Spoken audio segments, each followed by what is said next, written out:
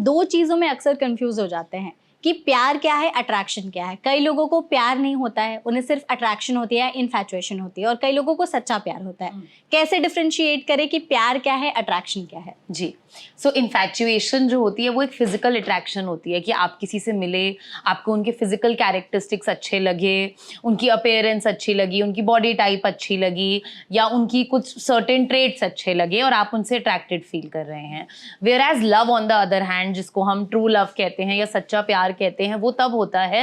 जब आपको सिर्फ उनके फिजिकल कैरेक्टरिस्टिक्स या उनके कुछ ट्रेट्स नहीं अच्छे लग रहे, जब आप दोनों एक दूसरे को, मतलब प्यार कभी वन साइडेड नहीं होता, प्यार होता है जब आप दोनों एक दूसरे को म्यूचुअली समझ पा रहे हो, आपके बीच में एक लेवल ऑफ अंडरस्टैंडिंग हो, आप दोनों एक दूसरे की केयर कर रहे हो, एक दूसरे की नीड्स को समझ पा रहे हो, और जब आपका पार्टनर आपसे बात कर रहा है, आप सिर्फ सुन नहीं रहे हो बट आप उसको रिस्पॉन्ड भी कर रहे हो। मतलब कम्युनिकेशन में सिर्फ एक्सप्रेसिव होना ज़रूरी नहीं होता, सामने वाले का रिसेप्टिव होना भी बहुत ज़रूरी होता है, विच मीन्स कि वो आपकी बात सुने और समझे भी। तो ये एक बहुत इंपॉर्टेंट एस्पेक्ट होता है लव का, जो इन्फैचुएशन में नहीं होता। Infatuation is just physical attraction towards someone,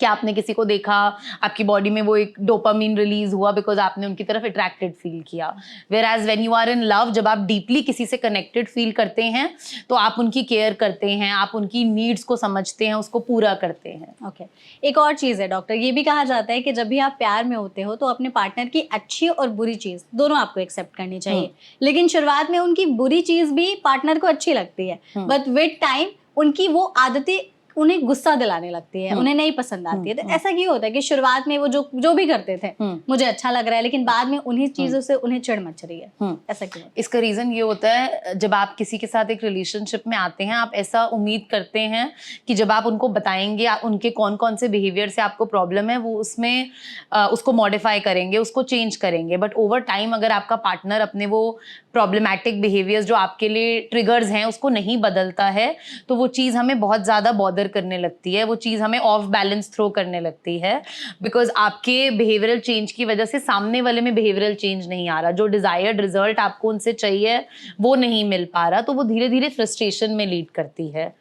क्योंकि सामने वाला अपना बिहेवियर बदलना ही नहीं चाह रहा है, जबकि आपने उनको इनफ टाइम दे दिया कि वो चेंज करें, आपने उनको अपनी नीड समझा दी, एक्सप्रेस भी कर दिया कि आपको क्या प्रॉब्लम है, आप क्यों ट्रिगर हो रहे हैं, बट फिर भी वो उस चीज़ को लेके या तो रिजिड हैं या स्टबर्न हैं और नहीं चेंज कर रहे हैं या नहीं करना चाहते हैं, तो ओवर टाइम वो आपके अंदर एक पेंटेड अप फ्रस्ट्रेशन बिल्ड करती रहती है। आपने चेंज की बात की, इस वर्ड से आई थिंक पार्टनर्स को नफरत है। वो कहते हैं कि मैं तुम्हारे लिए क्यों बदलूं या तुम मेरे लिए क्यों बदले, हम जैसे हैं एक दूसरे को वैसे एक्सेप्ट करते हैं, लेकिन हम सच में ऐसा चाहते हैं कि काश वो हमारे लिए थोड़ा बदल जाए या काश वो हमारे लिए थोड़ा सा बदल जाए, अपनी चीजों को चेंज कर ले। रिलेशनशिप्स को चलाने के लिए बहुत जरूरी है कि दोनों पार्टनर्स कुछ एडजस्टमेंट और कुछ एकोमोडेशन करें। मतलब कि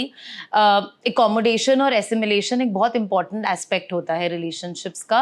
विच मीन्स कि दोनों पार्टनर्स को, ऐसा नहीं हो सकता कि एक पार्टनर आपके लिए पूरा ब्रिज क्रॉस कर दे और अपनी कंप्लीट पर्सनैलिटी चेंज कर दे। तो दोनों पार्टनर्स को मिडवे आना पड़ेगा ब्रिज में, दोनों पार्टनर्स को अपनी पर्सनैलिटी में, अपने ट्रेड्स के बारे में कुछ चीज़ें मॉडिफाई करनी पड़ेंगी ताकि आप अपने पार्टनर की नीड्स को एकोमोडेट कर पाओ। So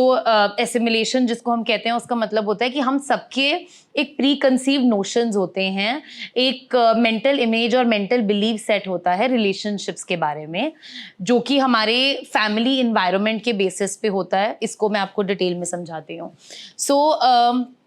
the kind of family जिसमें हम बड़े होते हैं, जो हमारे पेरेंट्स का हमारी तरफ पेरेंटिंग एटीट्यूड होता है, जो हमारी कंडीशनिंग होती है, उसके बेसिस पे हम एक रिलेशनशिप्स के बारे में और अपने बारे में एक इमेज या बिलीफ फॉर्म कर लेते हैं। अब जो बच्चे एक सिक्योर फैमिली इन्वायरमेंट में बड़े हुए हैं, जहाँ पे उनके पेरेंट्स ने उनको एक इमोशनल स्पेस प्रोवाइड करी है, जहाँ पे उनके पेरेंट्स उनके इमोशंस को समझ रहे हैं, वो सिर्फ उनसे ये नहीं पूछ रहे कि स्कूल में आज क्या नया पढ़ के आए हो, पर ये भी पूछ रहे हैं कि आज स्कूल में किसी ने तुम्हें बुली तो नहीं किया, किसी ने कुछ नेगेटिव तो नहीं बोला, किसी ने कुछ पॉजिटिव तो नहीं बोला। जिस बच्चे को ऐसा एटमॉस्फेयर मिल रहा है कि उसके पेरेंट्स उसके इमोशंस को समझ रहे हैं, उसको एक इमोशनल स्पेस दे रहे हैं अपने इमोशंस को एक्सप्रेस करने के लिए, अपनी सारे पॉजिटिव नेगेटिव एक्सपीरियंसेस बताने के लिए, उस बच्चे में रिलेशनशिप्स को लेके एक पॉजिटिव एटीट्यूड होगा, उस बच्चे के अंदर एक सेंस ऑफ सिक्योरिटी होगी, एक इमोशनल स्टेबिलिटी होगी रिलेशनशिप्स को लेके। और ऐसा बच्चा जब बड़ा होएगा और रिलेशनशिप्स फॉर्म करेगा एज एन एडल्ट,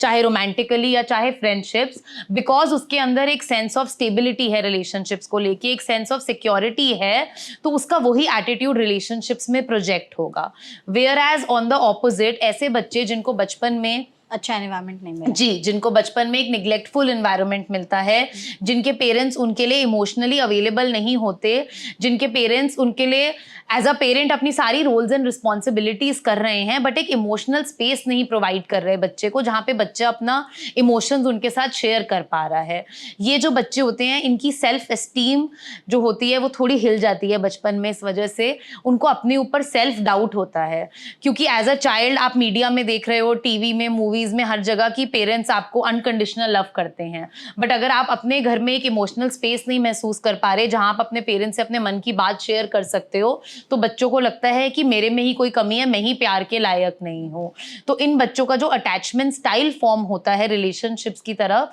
वो बहुत फॉल्टी फॉर्म होता है, क्योंकि इनके अंदर एक सेंस ऑफ इनसिक्योरिटी आ जाती है रिलेशनशिप्स को लेके, एक एटीट्यूड ऑफ मिसट्रस्ट डेवलप हो जाता है कि कोई मुझे समझता नहीं है, मेरे में ही कोई कमी है, मैं प्यार के लायक नहीं हूं। अब एक बच्चा जो पूरी अपनी लाइफ ये सोचता हुआ बड़ा हुआ है कि मैं प्यार के लायक नहीं हूं, जिसके अंदर ये इनसिक्योरिटी है, जब वो एक एडल्ट बनेगा, रिलेशनशिप्स एस्टैब्लिश करेगा, तो उसको रोमांटिक रिलेशनशिप्स में हमेशा ये प्रॉब्लम आएगी, क्योंकि उसके अंदर एक सेंस ऑफ इनसिक्योरिटी है। तो वो हमेशा लोगों की वैलिडेशन पाने की कोशिश करेगा, हमेशा लोगों का अप्रूवल पाने की कोशिश करेगा, उसके अंदर हमेशा रिलेशनशिप को लेके एक मिसट्रस्ट रहेगा, जिसकी वजह से आपने सुना भी होगा कि कुछ लोग बहुत ही मिसट्रस्टफुल होते हैं रिलेशनशिप्स में, इनसिक्योर होते हैं, पोजेसिव होते हैं, जो अपने पार्टनर को एकदम बॉटल नेक कर देते हैं, यहाँ नहीं जाना, वहाँ नहीं जाना। उसका यही कारण है कि उनके अंदर खुद इतनी इमोशनल इनसिक्योरिटी होती है अपने आप को लेके, तो वो अपनी इमोशनल इनसिक्योरिटी उस रिलेशनशिप में प्रोजेक्ट करते हैं। डॉक्टर ऐसा होता है ना कि जैसे अभी वैलेंटाइंस चल रहा है, तो अलग अलग इसके दिन हैं, propose day, rose day, promise day, kiss day, hug day और फिर फाइनल वैलेंटाइंस डे। तो क्या प्यार के भी ऐसे अलग अलग स्टेजेस होते हैं कि शुरुआत में कुछ अलग और एंडिंग जाके कुछ अलग हो रही है, उसके बारे में बताइए। बिल्कुल। सो सबसे पहले एक रिलेशनशिप, एक प्यार का जो प्रोसेस होता है वो स्टार्ट होता है इन्फैचुएशन से या अट्रैक्शन से। जब आप किसी की तरफ अट्रैक्टेड फील करते हैं उनकी अपीयरेंस से या उनके ट्रेट से, धीरे धीरे फिर प्रोसेस शुरू होता है उनको जानने का, उनको अंडरस्टैंड करने का, जिसको हम अंडरस्टैंडिंग फेज कहते हैं। तो जिसमें आप उनको समझने की कोशिश करते हैं कि उनके क्या इंटरेस्ट हैं, क्या उनके डिसइंटरेस्ट हैं, क्या चीज़ें हैं जो उनकी ट्रिगर्स हैं, जो हमें रिस्पेक्ट करनी है या नहीं करनी है। उसके बाद एक फेज़ आता है एकोमोडेशन का, जिसमें आप एक्सेप्टेंस का बेसिकली, जिसमें आप उनको समझने के बाद, उनके ट्रिगर्स को, उनकी नीड्स को समझने के बाद उसको फुलफिल करने की कोशिश करते हैं। जो चीज़ें उन्हें नहीं पसंद वो बदलने की कोशिश करते हैं, और जो चीज़ें उनको पसंद हैं वो कोशिश करते हैं कि वो करें ताकि वो खुश रहें, ताकि उनकी इमोशनल वेलबींग मेंटेन रहे, उनकी नीड्स को फुलफिल करने की कोशिश करते हैं। इसके बाद आता है एक फेज़ जिसको हम स्टॉर्मिंग फेज़ कहते हैं, विच मीन्स कि एक बार आपने किसी के साथ बॉन्डिंग फॉर्म कर ली, किसी के साथ आपने एक डीपर कनेक्शन फॉर्म कर लिया, उसके बाद आप उनसे एक्सपेक्ट करने लगते हैं कि जितने एफर्ट्स आप उस रिलेशनशिप में कर रहे हैं वो भी उसको रेसिप्रोकेट करे, वो भी उतने ही एफर्ट्स डालें। पर अब जब आपको लगता है कि वो एफर्ट्स नहीं डाल पा रहे हैं और ना ही आपके एफर्ट्स को अप्रिशिएट कर पा रहे हैं, देन इज़ व्हेन स्टॉर्मिंग शुरू होती है, जिसको हम लड़ाइयाँ कहते हैं कि लड़ाइयाँ शुरू हो गई हैं, आर्ग्यूमेंट शुरू हो गई हैं कपल्स में, क्योंकि वो धीरे धीरे एक दूसरे की सारी नेगेटिव ट्रेड्स, सारे नेगेटिव हैबिट्स नोटिस करने लगते हैं। अगर आप जब ये नोटिस करते हो कि आपका पार्टनर आपके लिए एक चीज़ नहीं कर रहा जो आपके लिए बहुत इमोशनली ट्रिगरिंग है, तो धीरे धीरे फिर आप उनकी बाकी भी सारे नेगेटिव ट्रेड्स नोटिस करने लगते हो कि कहाँ वो स्टबर्ननेस दिखा रहे हैं, कहाँ वो अपने बिहेवियर को रिजिड हैं लेके उसको बदलना नहीं चाह रहे हैं और आपसे ही उम्मीद करे जा रहे हैं कि आप ही सारी एडजस्टमेंट और वो करें। उसके बाद आता है एक फेज़ जिसमें उस लड़ाई को रिजॉल्व करके पार्टनर्स एक दूसरे को समझने की कोशिश करते हैं, एक दूसरे की नीड्स को केटर करके अपने बिहेवियर को चेंज करते हैं, बिहेवियर को मॉडिफाई करते हैं। और यही सबसे इम्पॉर्टेंट फेज होता है कि दोनों पार्टनर्स आपस में कम्युनिकेट करके एक दूसरे की नीड्स को अंडरस्टैंड करके उसको फुलफिल कर पा रहे हैं, या फिर अगर इस स्टेज में वो अपनी रिजिडिटी और स्टबर्ननेस दिखाएं, उसकी वजह से it often leads to separation और डाइवोर्सेस। जब दोनों ही पार्टनर्स रिजिड हो जाते हैं कि हमें रिलेशनशिप पे वर्क ही नहीं करना, then is when the relationship falls apart. आज की डेट में जो डाइवोर्स रेट्स इतने बढ़ रहे हैं उसका भी ये रीजन है कि लोगों को लगता है कि एग्जिट करना एक ऑप्शन है, उनको एग्जिट करना एक ईजियर ऑप्शन लगता है than changing their behavioural traits and working on the relationship. और प्यार एक ऐसी चीज है या रिलेशनशिप एक ऐसी चीज है जिसमें आपको सिर्फ एक बार एफर्ट नहीं करना होता, हर दिन एफर्ट करना होता है, because every day is a new day and every day आपके पार्टनर आपसे कुछ एक्सपेक्ट करेंगे, कुछ चाहेंगे जो आपको उनके लिए करना होगा, and in a same manner reciprocally उनको भी अगर वो आपसे कुछ अगर आप उनसे कुछ चाहते हैं उनको भी वो चीजें फुलफिल करनी होंगी। तो हर दिन एफर्ट करना जरूरी है। प्यार में हम ऐसा नहीं कर सकते कि इनिशियल फेज में एफर्ट करो और फिर एफर्ट करने से विड्रॉ कर लिया। एक कंटिन्यूअस एफर्ट करना होता है जब आप किसी के साथ रहना चाहते हैं। ये आई थिंक बहुत सारे पार्टनर्स के साथ प्रॉब्लम होती है कि उनका यही जो रहता है मेन कि शुरुआत में तो हमने एफर्ट किया या मेरे पार्टनर ने किया, लेकिन बाद में वो एफर्ट ही नहीं कर रहा, वो प्यार नहीं दिखा रहा, ना कंपैशनेट है, ना कहीं घूमने जा रहे, सब कुछ। तो इसकी वजह से ना हर कपल के आई थिंक लाइफ में एक रफ पैच जरूर आता है। तो उस रफ पैच से वो कैसे डील करे, आप क्या टिप्स देना चाहेंगे उनको? राइट, तो ये रफ पैच ही होता है जब ज़्यादातर पेशेंट्स हमारे पास मैरिटल थेरेपी के लिए आते हैं, जिसमें हम उनको आइडेंटिफाई कराते हैं कि क्या उनके कॉग्निटिव एरर्स हैं। कॉग्निटिव एरर्स का मतलब होता है हमारी एक सिचुएशन को इंटरप्रेट करने में क्या फ्लॉज या एरर्स हैं।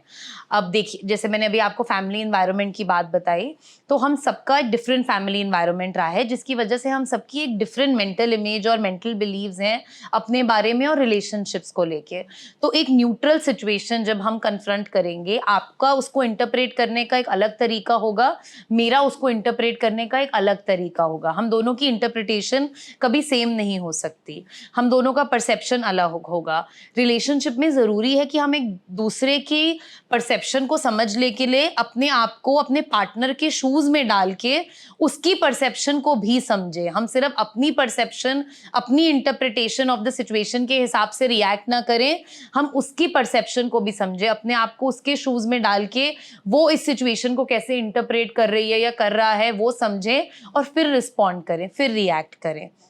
विच इज समथिंग जो मोस्टली कपल्स लैक करते हैं। हम सिर्फ और कोई भी गिवन सिचुएशन हो उसमें हमेशा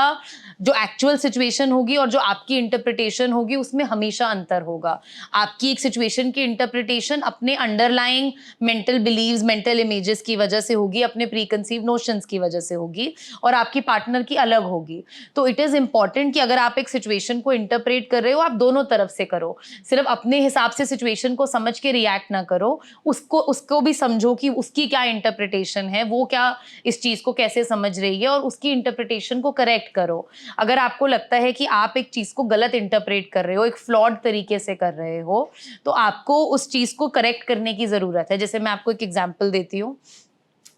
एक कपल हमारे पास आता है जिसमें जो पार्टनर है, मतलब जो मेल है, वो ऐसे फैमिली में ग्रो हुए हैं जहाँ पे उनको हमेशा ऐसा फील कराया जाता था कि वो काम अच्छे से नहीं कर रहे हैं। फॉर एग्जाम्पल, अगर वो 10 में से 6 चीज़ें ऑर्डर कर देंगे ग्रॉसरी की और 4 नहीं करेंगे, तो उनके पेरेंट्स उनको उन 4 चीज़ों के लिए क्रिटिसाइज करते थे कि तुम पे तो हम डिपेंड नहीं कर सकते, तुम्हें बिलीव नहीं कर सकते, तुमने ये काम नहीं किया। और ऐसा काफ़ी इंडियन पेरेंट्स का नेचर होता है, क्रिटिकल नेचर होता है, स्पेशली बॉयज़ की तरफ और ज़्यादा होता है। तो क्योंकि वो ऐसे फैमिली एनवायरनमेंट में ग्रो हुआ जहाँ पे उसको हमेशा क्रिटिसाइज करा जाता था, उसके अंदर एक सेंस ऑफ इनसिक्योरिटी फॉर्म हो गई कि कोई मेरे पे रिलाई नहीं करता, कोई मेरे पे डिपेंड नहीं कर सकता। अब एक बहुत न्यूट्रल सिचुएशन जिसमें उनकी नई नई शादी हुई थी, उनके पार्टनर को काफ़ी फोबिया है